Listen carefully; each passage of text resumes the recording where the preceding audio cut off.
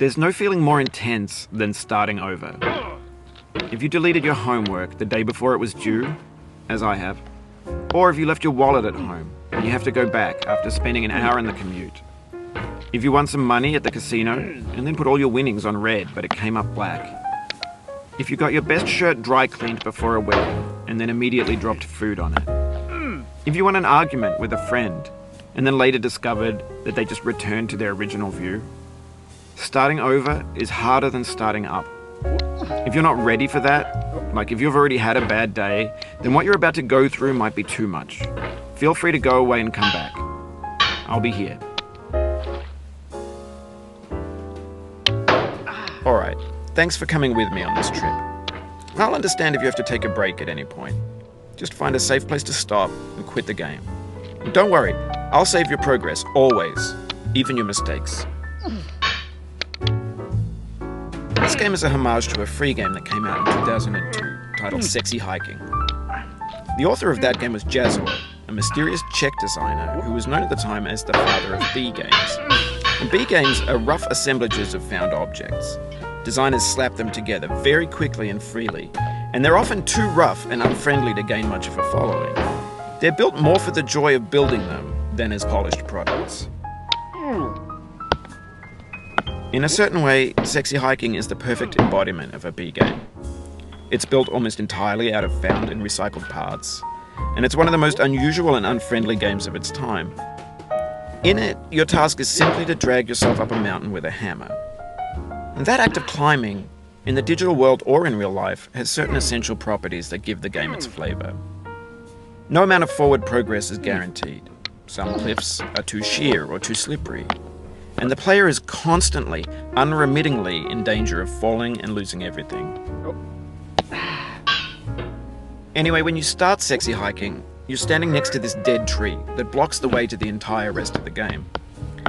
It might take you an hour to get over that tree, and a lot of people never got past it. You prod and you poke at it, exploring the limits of your reach and your strength, trying to find a way up and over. And there's a sense of truth in that lack of compromise. Most obstacles in video game worlds are fake. You can be completely confident in your ability to get through them once you have the correct method or the correct equipment or just by spending enough time. In that sense, every pixelated obstacle in Sexy Hiking is real. The obstacles in Sexy Hiking are unyielding, and that makes the game uniquely frustrating. But I'm not sure Jazzuo intended to make a frustrating game. The frustration is just essential to the act of climbing, and it's authentic to the process of building a game about climbing. A funny thing happened to me as I was building this mountain. I'd have an idea for a new obstacle, and I'd build it, test it, and it would usually turn out to be unreasonably hard. But I couldn't bring myself to make it easier. It already felt like my inability to get past the new obstacle was my fault as a player rather than as a builder. Imaginary mountains build themselves from our efforts to climb them, and it's our repeated attempts to reach the summit that turns those mountains into something real. When you're building a video game world, you're building with ideas, and that can be like working with quickset cement. You mold your ideas into a certain shape that can be played with, and in the process of playing with them, they begin to harden and set until they're immutable, like rock. And at that point, you can't change the world. Not without breaking it into pieces and starting fresh with new ideas. For years now, people have been predicting that games would soon be made out of prefabricated objects, bought in a store and assembled into a world. And for the most part, that hasn't happened, because the objects in the stores are trash. I don't mean they look bad or that they're badly made, although a lot of them are. I mean they're trash in the way that food becomes trash as soon as you put it in the sink. Things are made to be consumed and used in a certain context, and once the moment is gone, they transform into garbage. In the context of technology, those moments pass by in seconds. Over time, we've poured more and more refuse into this vast digital landfill that we call the internet.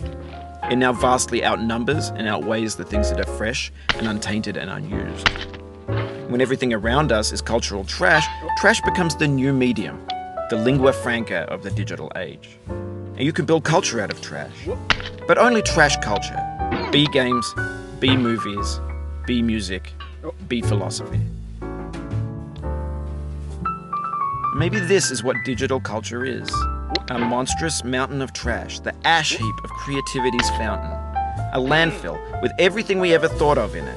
Grand, infinite, and unsorted. There's 3D models of breakfast, Gen X's fanfic novels, scan magazines, green screen Shia LaBeouf, banned snuff scenes on LiveLeak. Facebook's got lifelike bots with unbranded adverts and candid shots of Kanye and Taylor Swift mashups, car crash epic failed GIFs, Russian dashcam vids, discussions of McRibs, discarded, forgotten, unrecycled, muddled, rotten, untitled. Everything's fresh for about 6 seconds, until some newer thing beckons, and we hit refresh. And there's years of persevering, disappearing into the pile, out of style, out of sight. In this context, it's tempting to make friendly content that's gentle, that lets you churn through it but not earn it.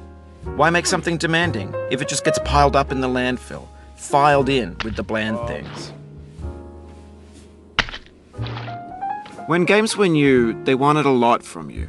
Daunting you, taunting you, resetting and delaying you. Players played stoically. Now everyone's turned off by that. They want to burn through it quickly, a quick fix for the fickle, some tricks for the clicks of the feckless. But that's not you, you're an acrobat. You could swallow a baseball bat.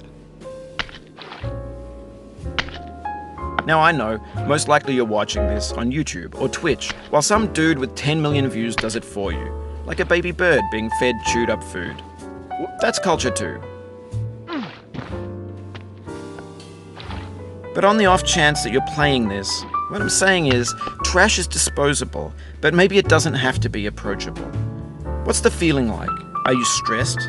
I guess you don't hate it if you got this far. Feeling frustrated? It's underrated.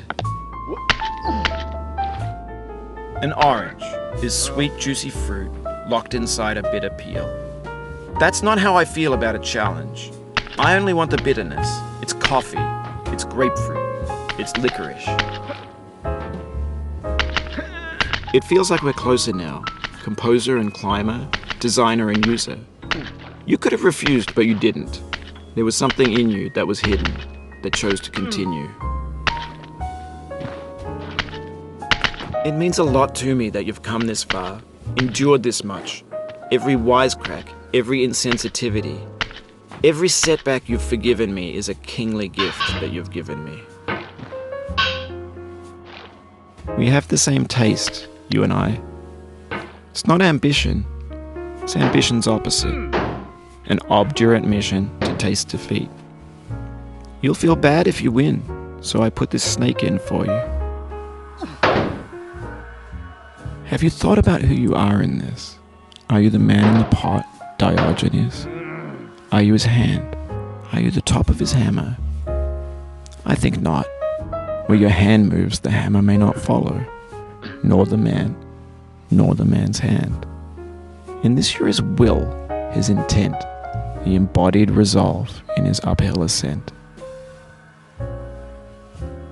Now, you've conquered the ice cliff, the platforms, the church, and the rectory, the living room and the factory, the playground, the construction site, the granite rocks, and the lakeside. You've learned to hike. There's no way left to go but up, and in a moment I'll shut up. But let me say, I'm glad you came.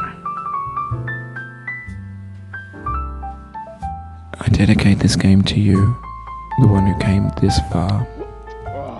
I give it to you with all my love.